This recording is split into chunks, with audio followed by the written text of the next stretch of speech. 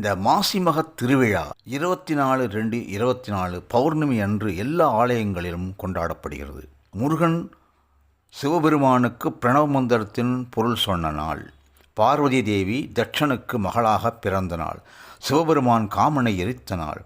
திருமால் வராக அவதாரம் எடுத்து இந்த பூமியை காத்த நாள்.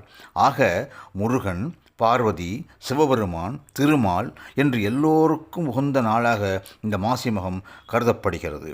மேலும் இந்த நாளில் எல்லா புண்ணிய நதிகளும் கும்பகோணத்தில் உள்ள மகாமக குளத்தில் ஒன்று சேர்ந்து மூழ்கி சாப விமோச்சனம் அடைந்ததாக நம்பப்படுகிறது. இந்த குளத்தில் நீராடினால் நம் பிறவி பாவங்கள் அனைத்தும் மறைந்து போகும் என்று நம்பப்படுகிறது. சுவாமிகள் எல்லாம் புறப்பட்டு கடலுக்கு சென்று நீராடும் நாள் கடலாடு நாள் என்றும் சொல்கிறார்கள். இந்த பிள்ளைப்பேர் வேண்டி முருகனை பிரார்த்தனை செய்யும் திருநாளாக